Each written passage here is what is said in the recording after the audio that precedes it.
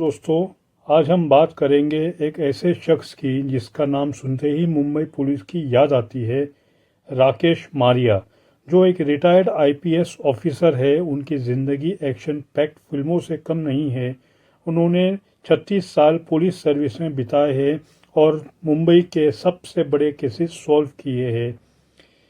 हम उनकी लाइफ के बारे में डिस्कस करेंगे, जिसमें उनकी अर्ली लाइफ से लेकर रिटायरमेंट तक सब कवर करेंगे और साथ ही कुछ अननोन फैक्ट्स भी शेयर करेंगे जो शायद आपने पहले कभी नहीं सुने होंगे।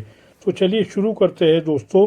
शुरू करने से पहले आपसे रिक्वेस्ट है कि वीडियो को लाइक और सब्सक्राइब ज़रूर करिए। चलिए शुरू करते हैं। राकेश मारिया का नाम इंडियन पुलिस हिस्ट्री में गोल्डन लेटर में लिखा है। वो 1981 बैच के आईपीएस ऑफिसर थे और मुंबई पुलिस के 38th कमिश्नर बने। उन्होंने टेरर अटैक्स, ब्लास्ट और हाई प्रोफाइल मर्डर केस जैसे हैंडल किए हैं। लोग उन्हें सुपर कॉप कहते हैं क्योंकि उन्होंने 1993 मुंबई ब्लास्ट, 2003 ट्विन ब्लास्ट और 26/11 मुंबई अटैक जैसे केसेस क्रैक किए हैं। उनकी लाइफ इतनी ड्रामेटिक है कि बॉलीवुड में उनका फिल्म पे कैरेक्टर से इंस्पायर्ड है, जैसे black Friday, the terror attack, 26/11। अभी रिसेंटली अक्टूबर 2025 तक उनकी लाइफ पे एक बायोपिक अनाउंस हुई है जिसमें जॉन अब्राहम उनका रोल प्ले करेंगे, डायरेक्टेड बाय रोहित शेट्टी। ये फिल्म 1985 से लेकर 2008 तक उनके करियर पे फोकस करेगी।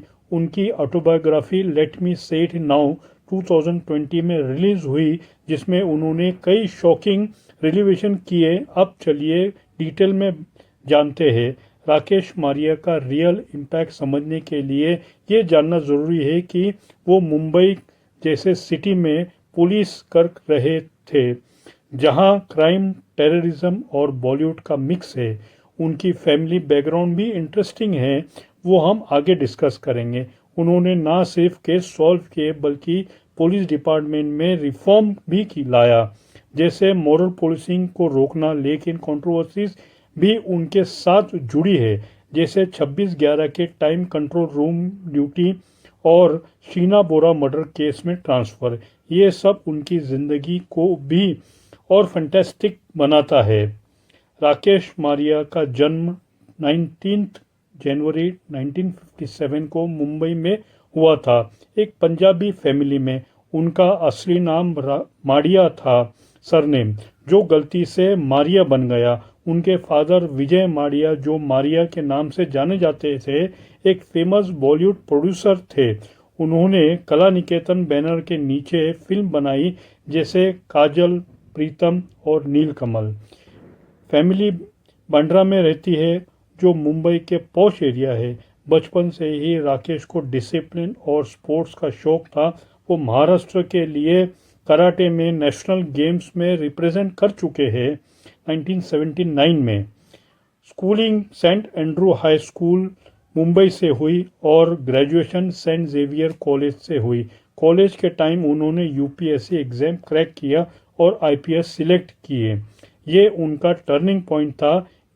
इमेजिन करो, एक फिल्म प्रोड्यूसर का बेटा पुलिस में जा रहा है। ये बिल्कुल फिल्मी स्क्रिप्ट जैसा लगता है, क्योंकि फादर ने बॉलीवुड में काम किया लेकिन राकेश ने लॉ इन्फोर्समेंट चूज़ किया। इससे उनकी पर्सनैलिटी समझ में आती है, टफ, फोकस्ड और जस्टिस के लिए कमिटेड। बचपन में उन्होंने मुंबई की वाइब्रेंट लाइफ देखी है, जो बाद में उनके करियर में काम आई। वो कराटे चैंपियन थे, जो उनके फिजिकल फिटनेस को माइंड में रखता है और पुलिस ट्रेनिंग में उससे हेल्प भी की है। फैमिली में पंजाबी वैल्यूज़ थे, जो हार्ड वर्क और हॉनेस्टी सिखाता है। उनकी मदर के बारे में ज़्यादा डिटेल में नहीं है, लेकिन फैमिली सपोर्टिव थी।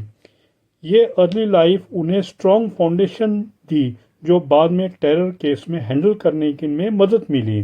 1981 में Rakesh Maria IPS cadre join किए महाराष्ट्र में। उनकी पहली posting assistant superintendent of police के रूप में अकोला और फिर बुल्डाना डिस्ट्रिक्ट में हुई। ये रूरल एरिया जहां उन्होंने बेसिक पॉलिसिंग सीखी, crime control, law and order maintain करना। 1986 में वो मुंबई ट्रांसफ़र हो गए, जो उनके करियर का रियल स्टार्ट था। मुंबई में उन्होंने 1993 में deputy commissioner of police traffic बने। ये टाइम था जब मुंबई ब्लास्ट हुआ और उन्होंने ये केस सॉल्व किया। फिर DCP crime, joint commissioner of police crime और फाइनली 15 फरवरी 2014 को वो मुंबई पुलिस कमिश्नर बने। सत्यपाल सिंह के बाद ये पोस्ट उन्होंने 8 सितंबर 2015 तक संभाली। फिर अहमद जावेद ने ली।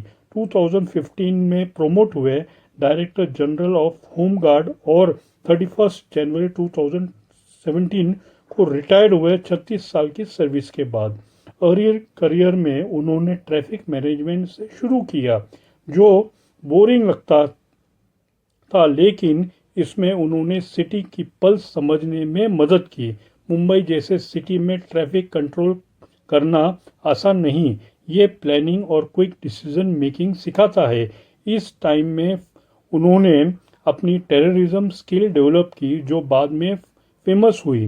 वो थर्ड डिग्री यूज़ नहीं करते थे, बल्कि माइंड गेम्स खेलते थे। एक्यूज को ऑड आवर्स में इंट्रोगेट करना, ये उनका साइकोलॉजी को समझाता है। उनका प्रमोशन फास्ट था क्योंकि रिजल्ट डिलीवर करते थे।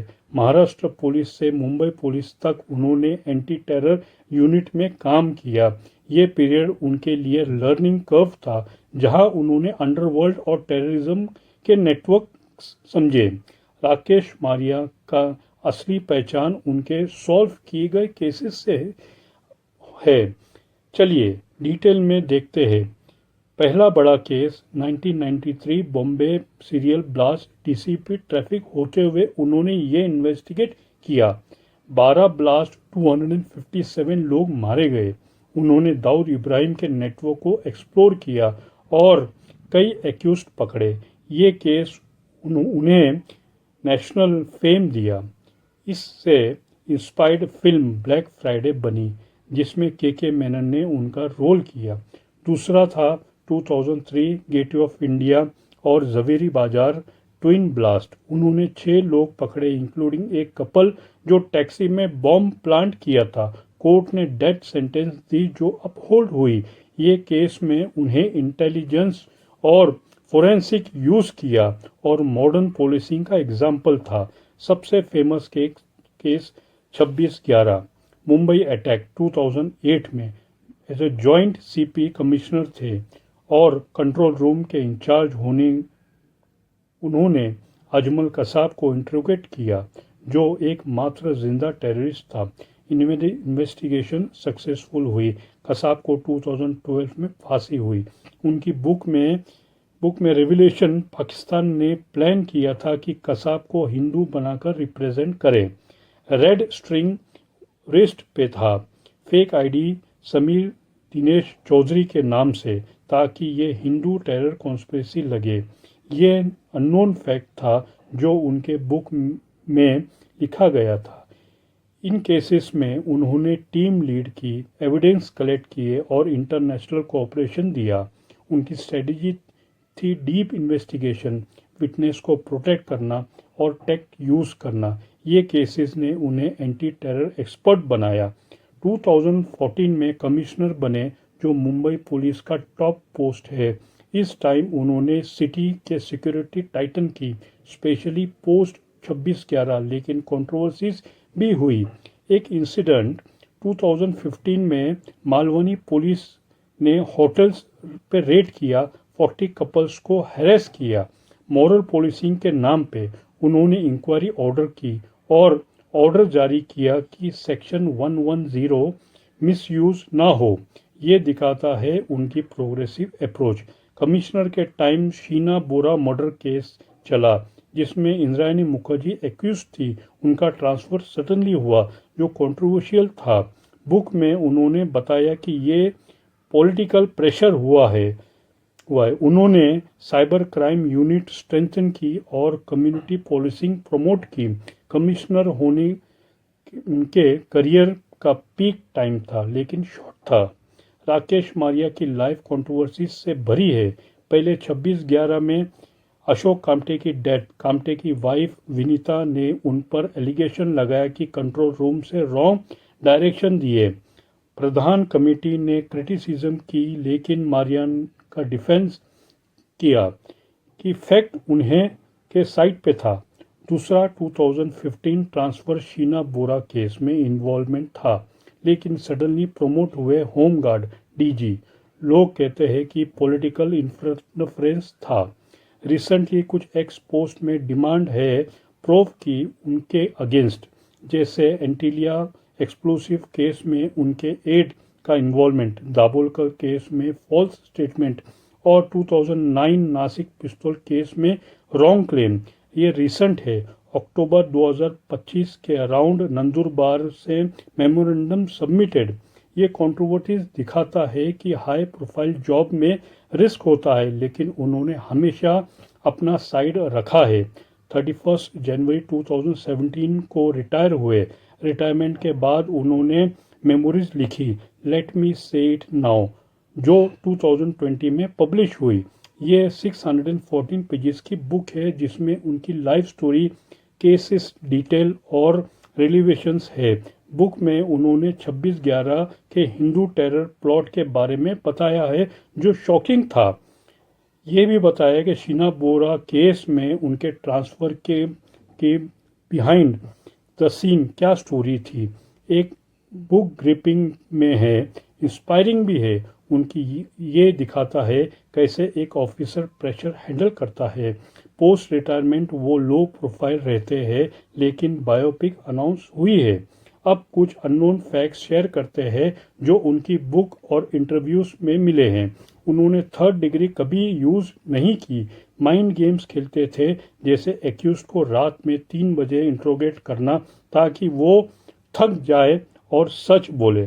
26/11 में कसाब को फेक हिंदू आईडी देना पाकिस्तान का प्लान था, ताकि इंडिया में कम्युनल टेंशन हो। मारिया ने ये एक्सपोज किया है बुक में। उनके फादर बॉलीवुड में थे, लेकिन राकेश ने पुलिस चूज किया। उनका सरनेम माडिया से मारिया कैसे बना, ये फैमिली डिस्टॉर्शन था। वो कराटे नेशनल प्लेयर थे, जो उन्हें टफ बनाया।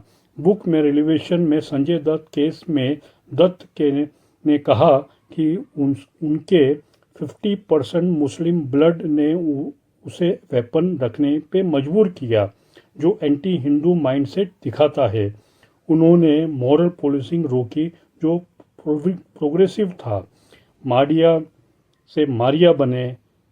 उनके कैरेक्टर अ वेडनेसडे में Anupam Kher inspired. Scoop Netflix series में Ramesh Malik based on him. Recently उनके अगेंस्ट प्रोब डिमांड जैसे दाभोलकर केस में फ्रेमिंग एलिगेशंस लगे। उन्होंने 36 साल कभी ब्राइब नहीं ली, ऑलवेज हॉनेस्ट रहे। फैमिली प्राइवेट है, लेकिन सन के साथ क्लोज में है। ये फैक्ट उनकी पर्सनैलिटी को डीप समझ में दिखाता है। राकेश मारिया मैरिड है प्रीति मारिया से और 2 सन्स है, कुणाल और क्रिश। फैमिली लो की है, मीडिया से दूर है। उन्होंने रीडिंग और स्पोर्ट्स पसंद है। रिटायरमेंट में उन्होंने राइटिंग करते हैं। पर्सनल लाइफ में वो सिंपल लाइफ जीते हैं डिस्पाइट फेम। राकेश मारिया की लेगेसी है स्ट्रॉन्ग पुलिसिंग और जस्टिस। उन्होंने अवार्ड जीते, जैसे president police medal for distinguished service, police medal for meritorious service. Media में black Friday, attack 26/11, a Wednesday, scoop, अब बायोपिक आने वाली है। ये उनकी स्टोरी सिखाती है कि हार्ड वर्क और इंटीग्रिटी से कुछ भी पॉसिबल है। दोस्तों, उम्मीद है आपको ये वीडियो पसंद आया होगा। मिलते हैं अगले वीडियो में। तब तक लाइक, शेयर, सब्सक्राइब ज़रूर करिए। जय हिंद।